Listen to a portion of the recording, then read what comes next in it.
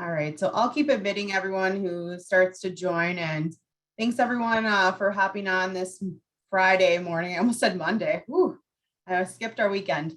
Appreciate it, and we're gonna get started right away.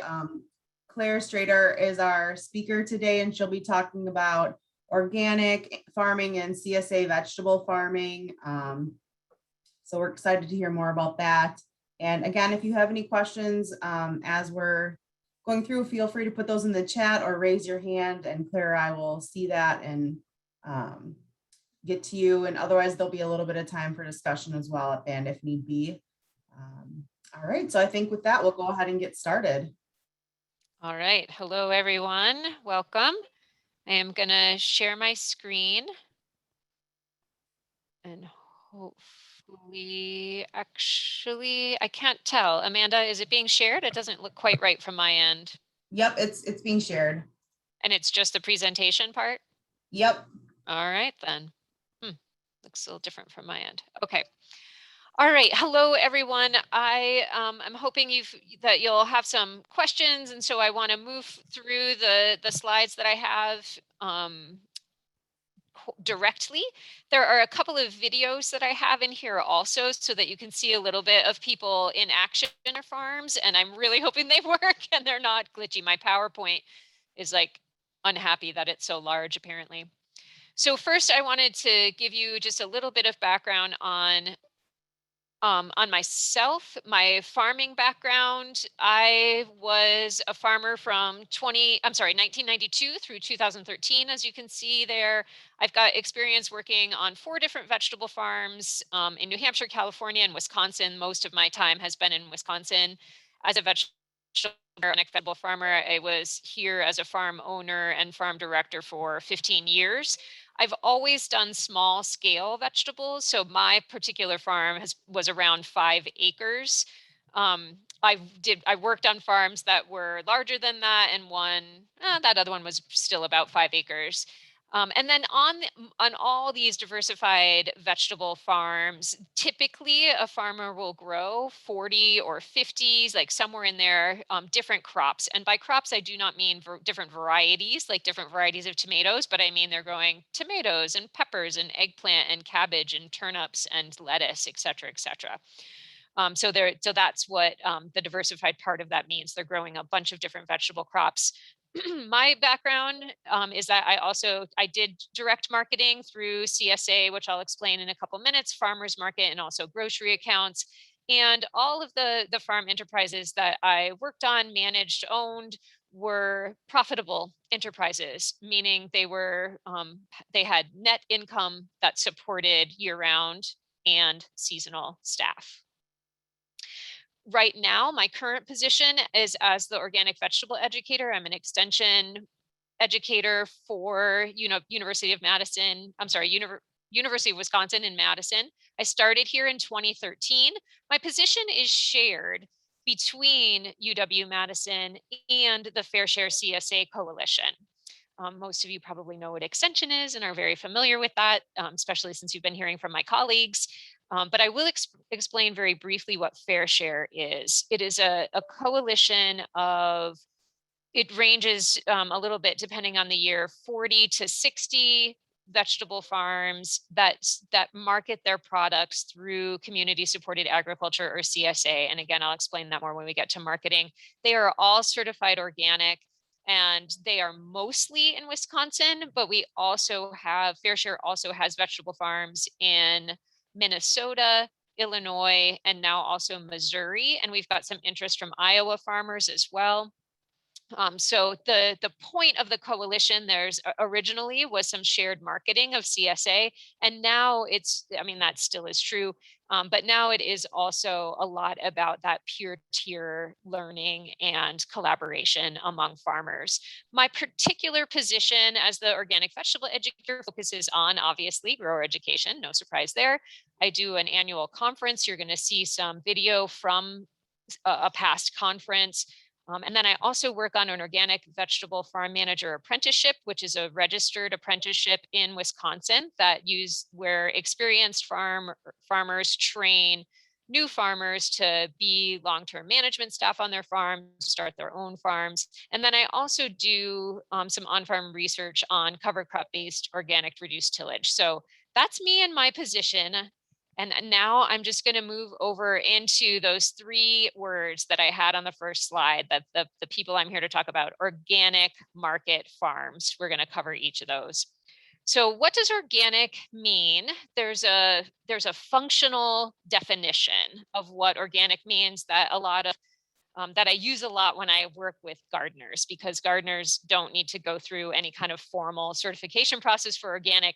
They're really thinking about and working more on this functional definition of organic, which is so I'll just read it out loud. Organic agriculture is an ecological production management system that promotes and enhances biodiversity, biological cycles, and soil biological activity. It is based on use of off-farm inputs and on management practices that restore, maintain, and enhance ecological harmony. So there's a bunch of words around what organic systems are.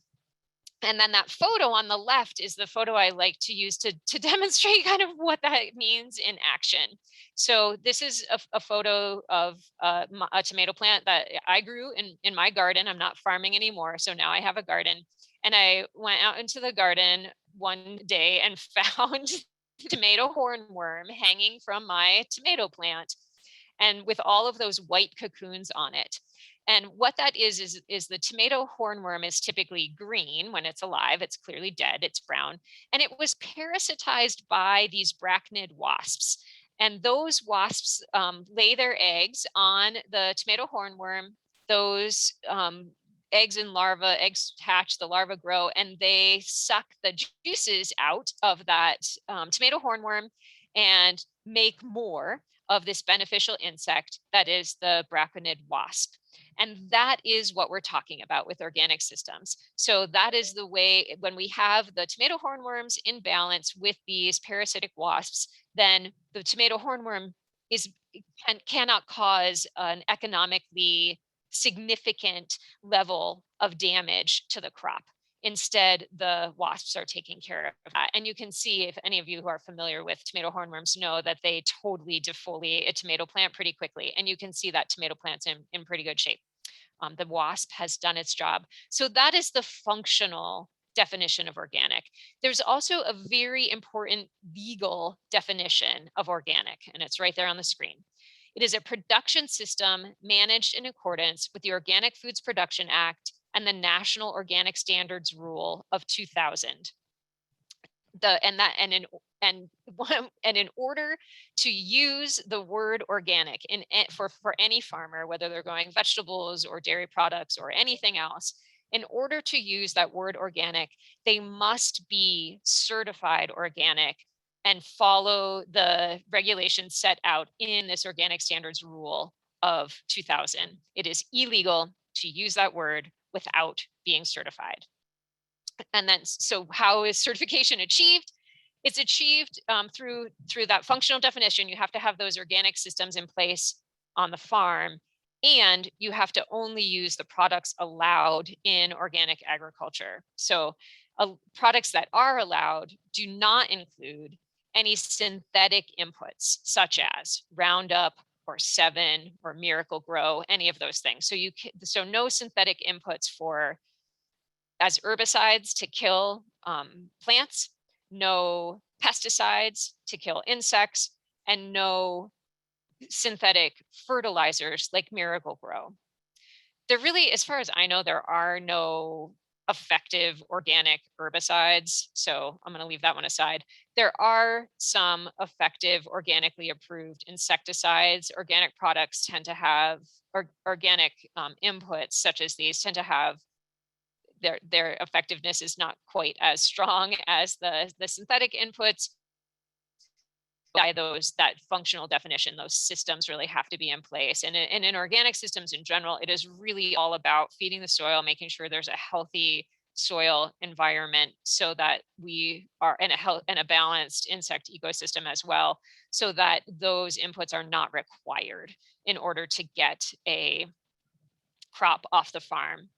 This legal definition of organic and the certification that comes along with it also includes a great deal of paperwork. I shouldn't overemphasize that. Once you've been through it once, it's no longer a great deal of paperwork, but the first time you're certified, it can feel a little bit overwhelming for a lot of growers. Once you have that initial certification in place, it's fairly straightforward to renew that paperwork every year. It does take time.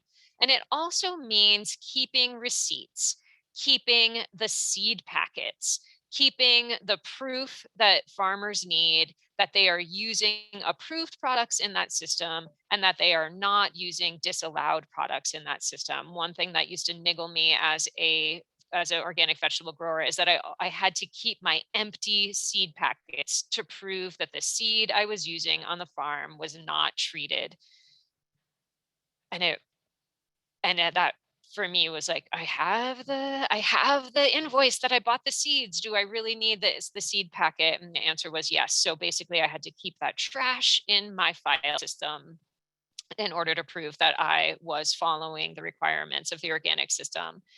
So I mention all of that because it does require planning. It does require, like I said, that record keeping. It does require, in order to use the word organic and to become certified organic, farmers must prove that they are following that system. All right, our next word, Amanda, I'm assuming you'll stop me if there are questions coming in on any of these topics. If anybody's got questions about organic before I move on, I'm happy to answer them before I move on to the market part. Yep, I don't see any questions in the chat right now. Okay, great, thank you. There'll also be time at the end. So market is the next piece. What markets are these farmers selling to? They're selling to direct markets, meaning they are having direct customer interaction.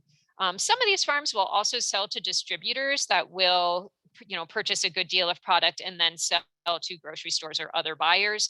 But the farms that I work with directly and the farms I'm talking about today are all selling to direct markets. They're having direct customer interaction. So farmers market is a common entry point for these farmers. That's often where they'll start to market their products first. And mainly that's because it's a very flexible market, meaning you bring what you have and you sell it to the people across the table from you. You're not making a commitment beforehand to deliver a certain diversity of product, or even a certain quantity of product. It's very flexible. You bring what you have.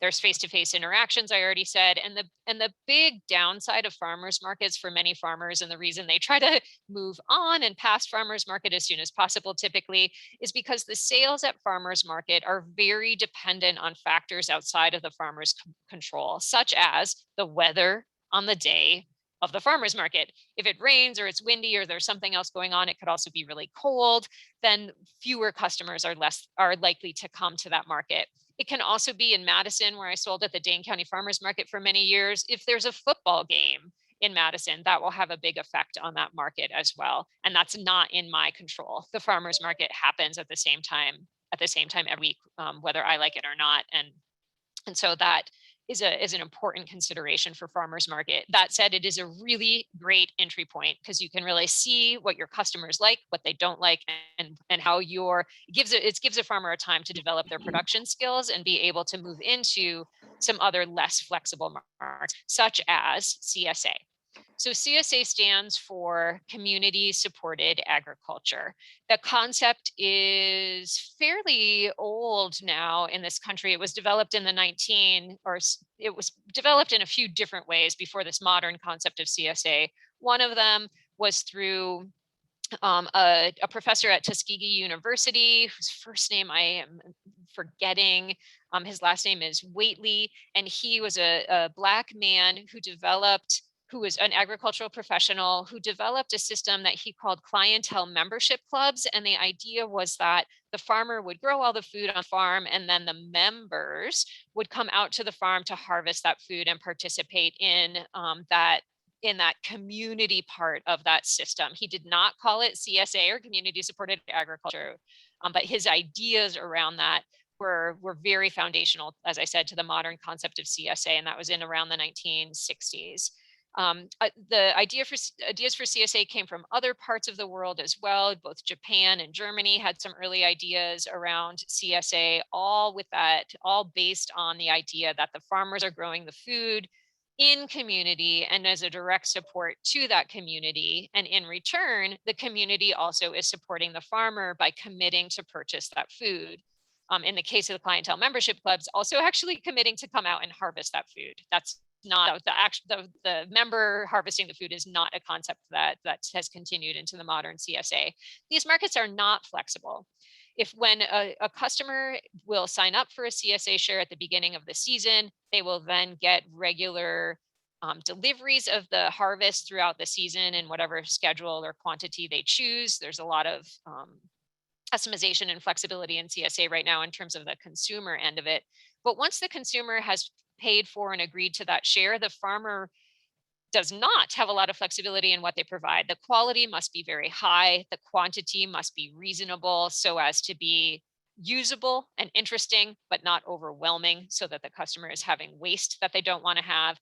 And if those things are not achieved by the farmer, then that customer is very likely to move on to a different CSA or to just leave CSA altogether. So that's what I mean by not flexible. It's not like farmers market where you show up with what you have. CSA requires a lot of pre-planning and a lot of work to make sure the boxes every week look good and have an appropriate diversity. So there's a CSA share on the left as an example, a fall one. Claire, there is a question.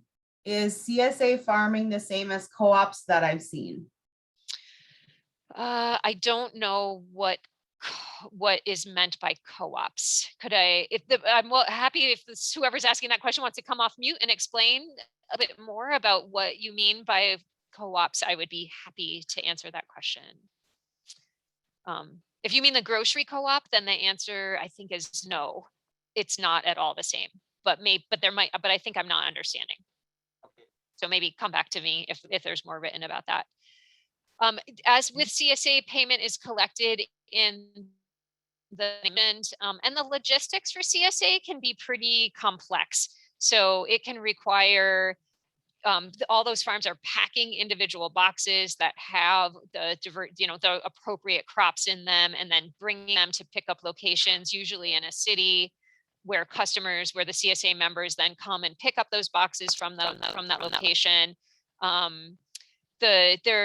CSA has matured in our area, there's a new idea called customizable CSA shares, where there's a number of different ways that it can happen. But the basic idea is that the customer gets some choice in what goes in that box. So if I don't like Brussels sprouts, for instance, which are in this photo, then if I'm part of a customizable CSA, then I might be able to go in and say, I actually don't want those Brussels sprouts, and instead I want more carrots, or instead I want the cauliflower that you have that you don't have enough of to give to every CSA member, and I would like to take that instead of the Brussels sprouts. Like I said, there are various different ways that can work, but the point from the farmer end is that when those customizable shares are put together, those boxes must be packed accurately every time on a pack line in the shed, and it does require, as I said, logistics to make sure that that's all happening accurately. The third market that I want to talk about is direct to grocery stores. So grocery stores, a produce manager for a while in Madison, and did purchase both locally and through distributors in order to stock the shelves in that grocery store in the produce aisle.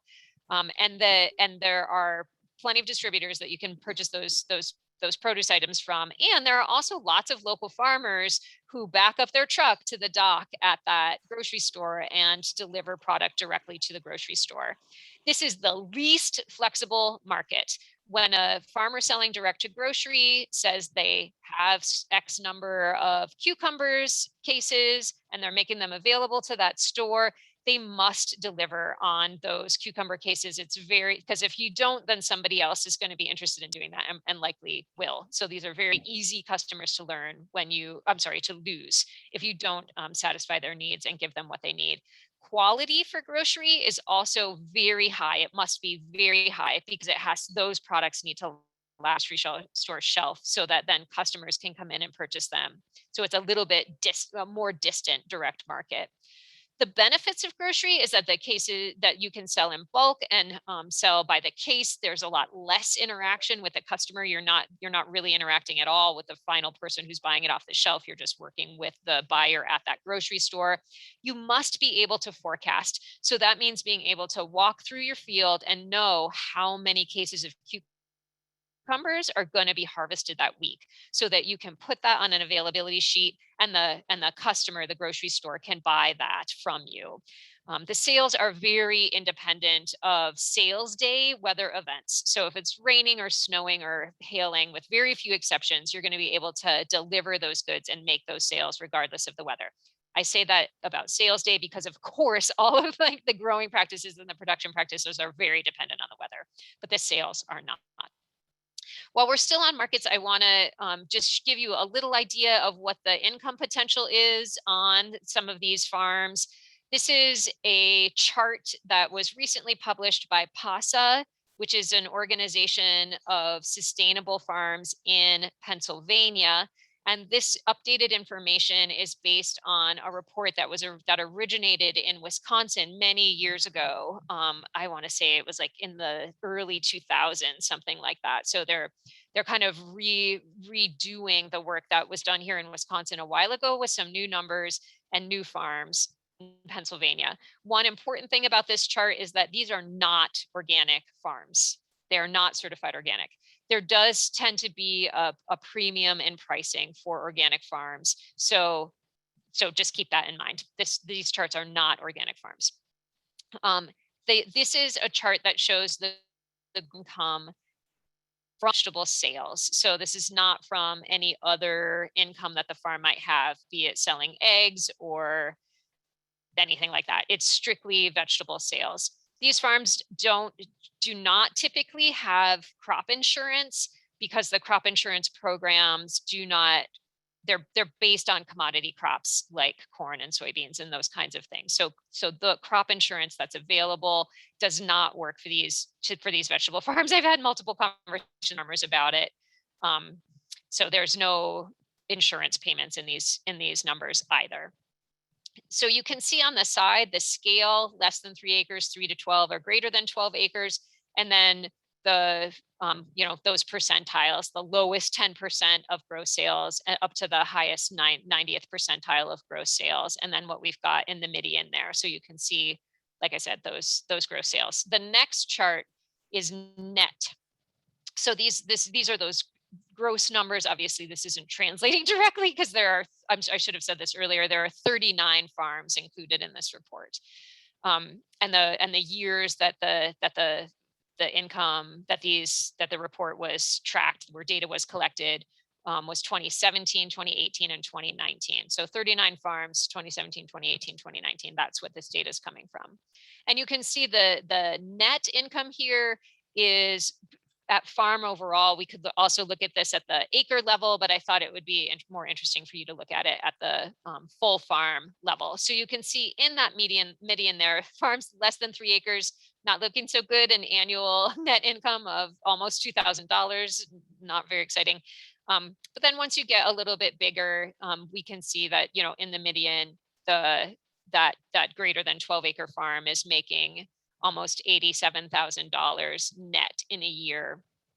And now, and that's after, of course, payroll to all the workers and all of that. So that net income is what's available for the farmer's salary and for capital improvements on the farm. That's what's included in that net. All right, finally, I'm getting to the farms themselves. So what, I think we just lost Amanda. So what's happening on these farms? So I'll take you through each season a little bit.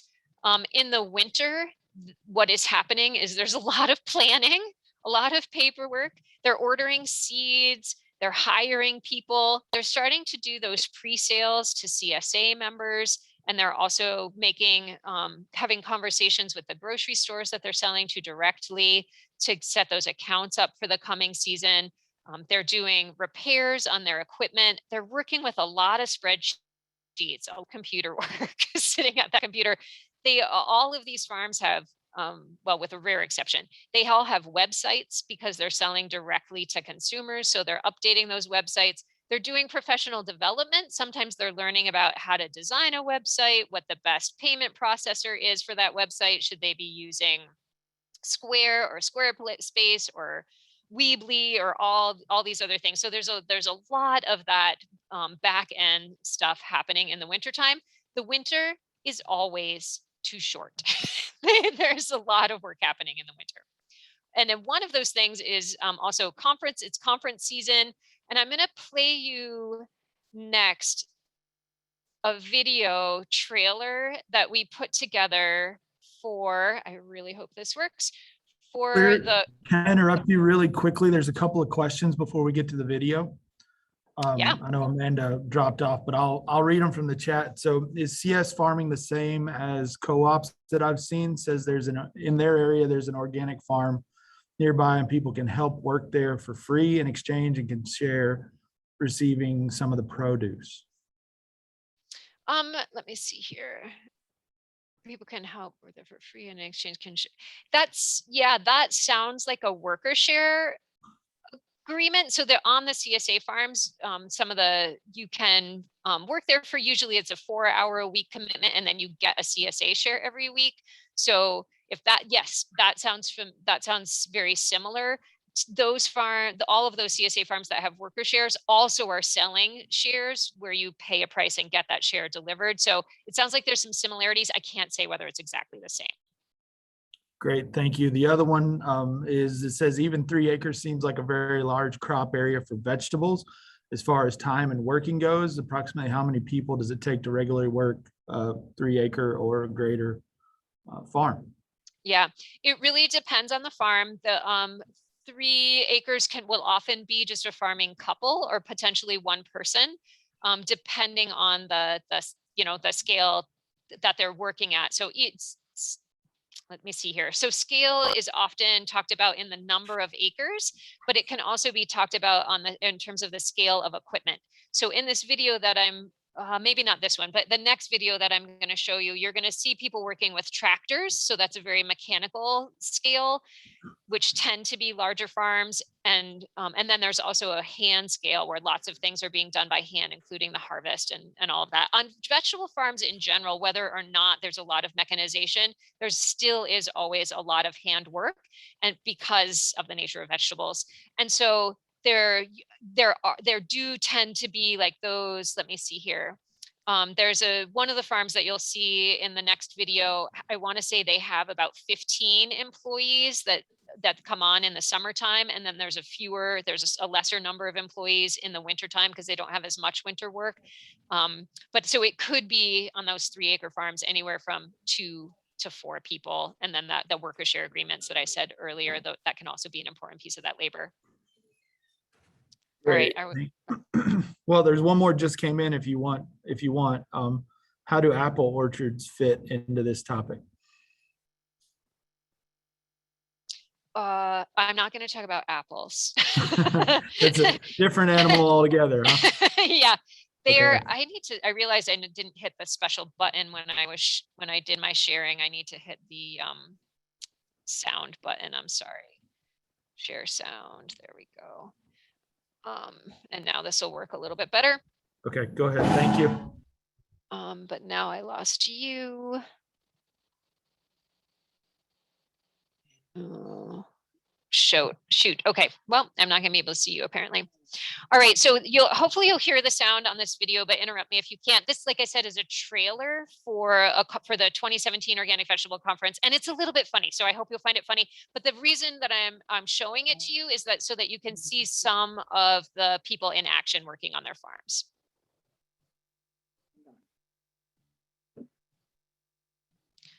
Oh no, it's spinning. In a world where endless summers isolate farmers in their kale-covered kingdoms, winter is coming. It's time to put down the hoe, close up the hoop house, and put your fields to bed.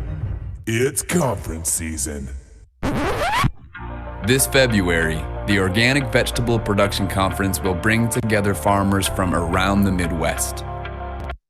We will dig deep on carrots, grub for potatoes, spin some salad, and snap some beans.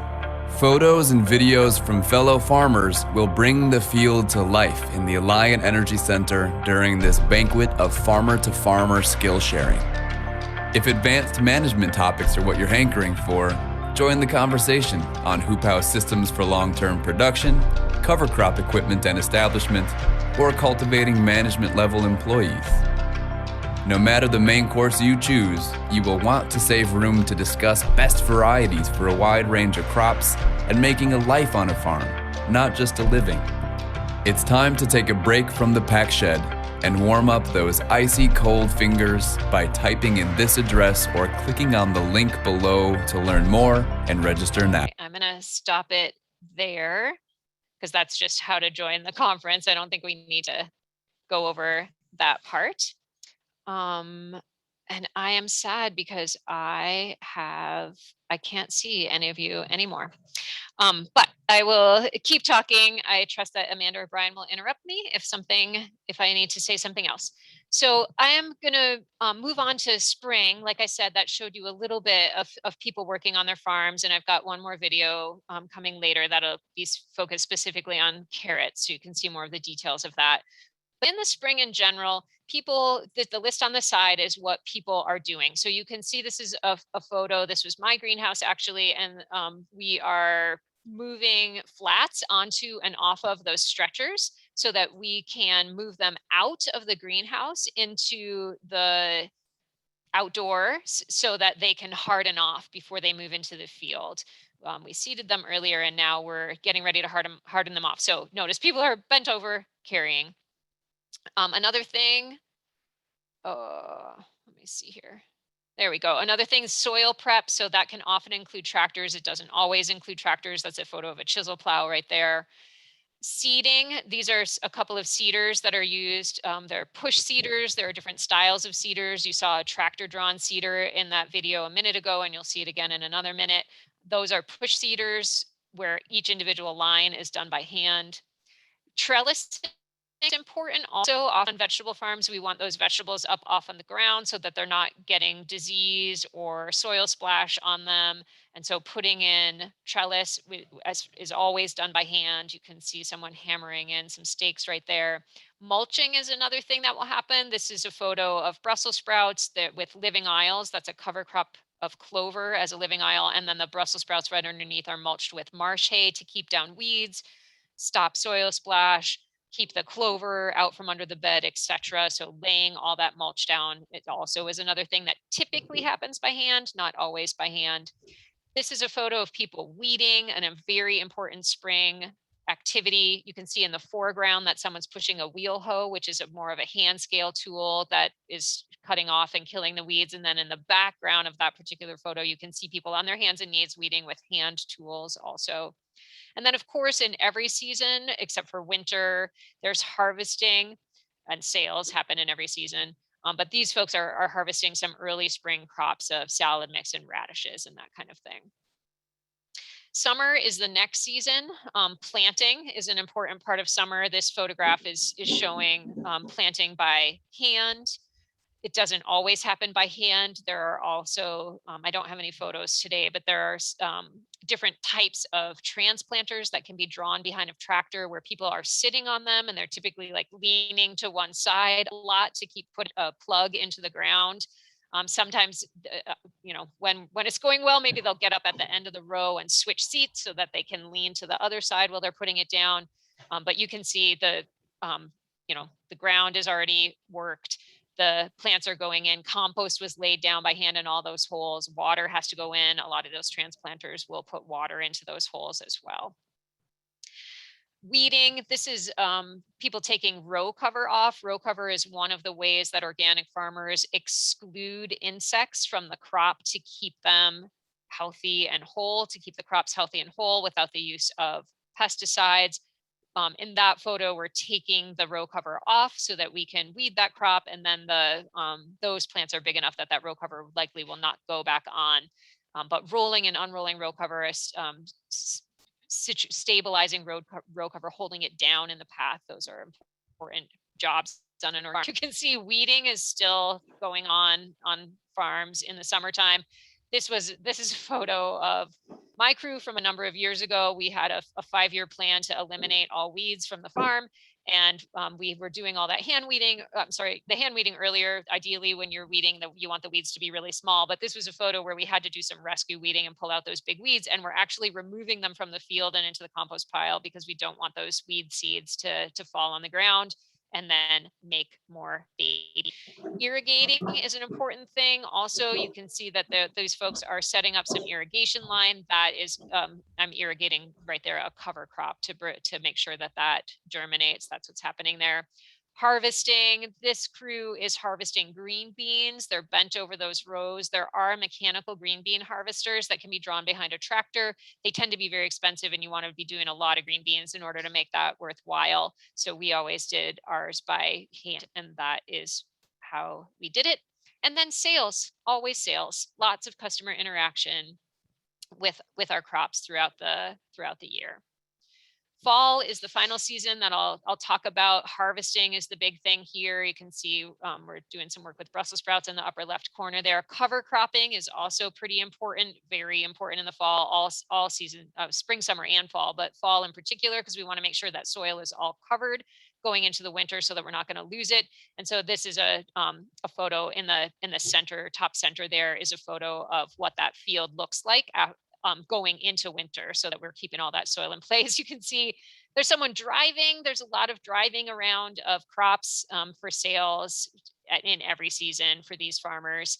And then that's a CSA, another CSA share down in the bottom there. Brian or Amanda, are there any questions before I show this last video? Right now, not from the chat. Okay, excellent. So I am going to click play. This is a little bit longer video, and what you're going to see here are well, ideally it would be 3, but really it's 2 different production scales on carrots. You're going to see a pretty large scale production system on carrots, then a hand scale, and then we're going to go back to a larger scale system with 3 different farmers.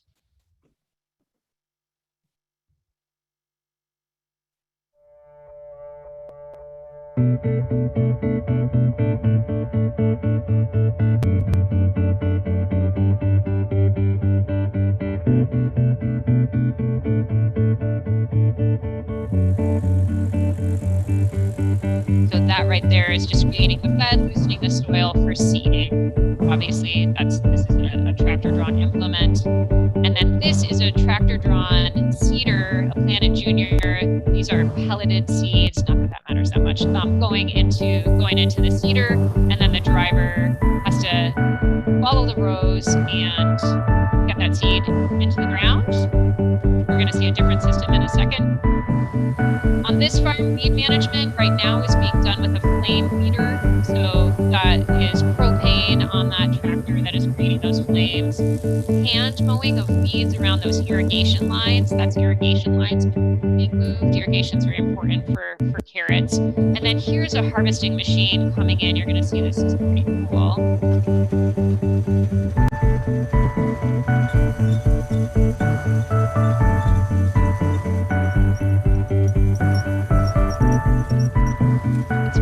Pulling up the carrots, taking off the tops, sending them up the conveyor and into these bins right in the field. And then here they are being cleaned in the pack shed. Spray off the initial dirt, then they're loading them into a brush washer. Well, they'll get their final, or not a brush washer, a spray washer where they'll get their final rinse. Coming out the other end, using lots of water here to get them clean. There's a pallet jack moving that cleaned bins of carrots into the cooler where they can be stored for quite some time before they go into this next machine, which is where they're going to be bagged up for sale.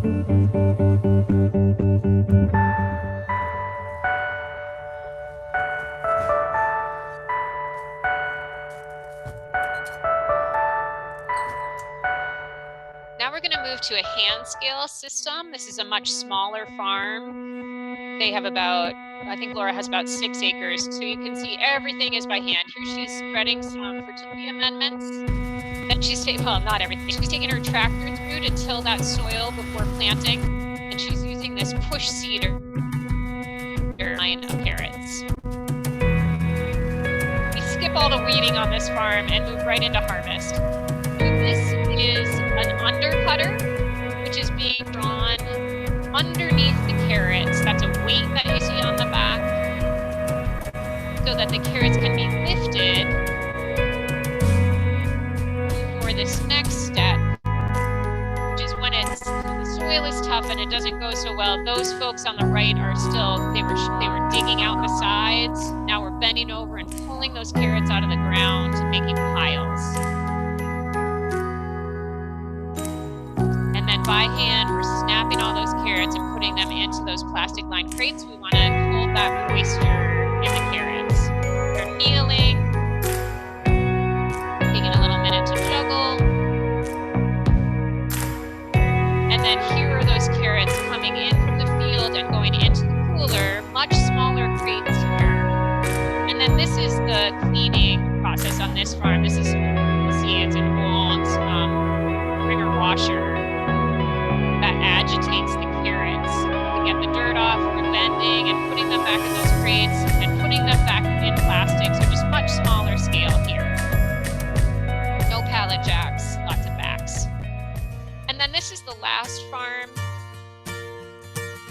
Again, another large farm that does a tremendous amount of carrots for direct to grocery sales throughout the year. They provide carrots pretty much straight through to the next season. So this is the cover crop that is being used as a fertility input before planting all the crops on the farm, not just the carrots. Period planting, so we've got a different type of seeder, but same idea, tractor drawn seeder. This is not a flame weeder. I hope you can hear me. I should have turned off the sound for this one. This is what I really wanted you to see. Even on this large farm, still weeding must be done by hand because it's impossible to get that clean enough with the tractor, and you can see the large crew it takes to take out those weeds. And then we're moving into harvest. And this is a very similar process to the one we just saw on that first farm. Here come those carrots.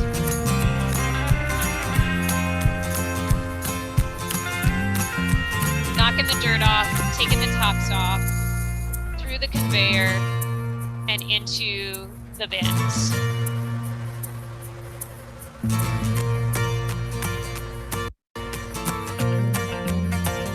So multiple people on this tractor getting that work done at one time. And then here we are in the pack shed doing the cleaning.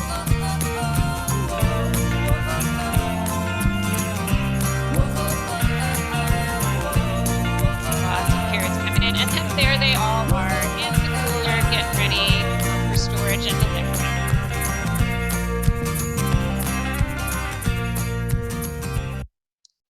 All right, that was my last slide. This is just a photo of some of the Fair Share farms at our annual meeting in 2019. And with that, I'm going to stop share and move on to questions. There Thanks was for- one. Oh, go ahead, Brian. Well, I was going to say thanks for the great presentation, Claire. That was absolutely wonderful. There are a couple of questions coming in the chat. I'll start handling these and then probably switch over to Amanda at some point. But Kurt asks, is the water required to be tested prior to cleaning the crops? Is the Yes, first question. so yep, organic farms do have a water requirement, but now also all farms have a water testing requirement for any water that comes into contact with those crops, and that's really about food safety. So the short answer is yes. I can give more detail if you want. And then I see the next question, are the carrot tops left in the field or picked up later in the process? No, they are left in the field. So all of that organic matter, those tops, and anything that isn't going to be eaten, ideally is left in the field, because then that organic matter can be incorporated into the field again and provide fertility for the next crop. So we want to keep as much of that on the field as possible. Is there a process for water reclamation from washing the carrots? None that I know of. It's a lot of, yeah, there's a lot of water. There are some, yeah. I mean, I can think of some systems. I don't know of any that are working on farms. Part of that is because food safety, we want to make sure that there's no bacteria or anything like that that's getting back out into the field that could then contaminate a crop that's coming in from the field. And there's a lot of organic matter in that water. There's a lot of soil and other things. And so it's hard to get that clean, or it's not clean. It's more like get the somebody knows the word that isn't coming to me, the solids, that's not the right word, but like the particles that are in that water out of it so that it could go through any kind of system. That's pretty difficult to do.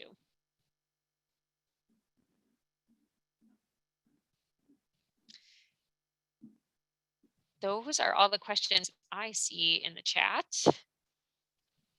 Yep. Thanks, Claire. Anybody else for questions for Claire? Feel free to put them in the chat or go ahead and speak up.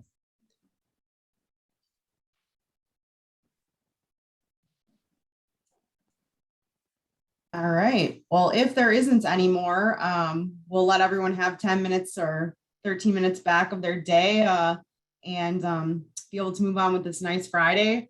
Thanks again, Claire, for chatting with us today and teaching us more about organic and CSA farming. And our last virtual session is next Thursday, the 16th at 10 a.m. and that will be a focus on dairy. So make sure to join us back next Thursday to learn more about dairy.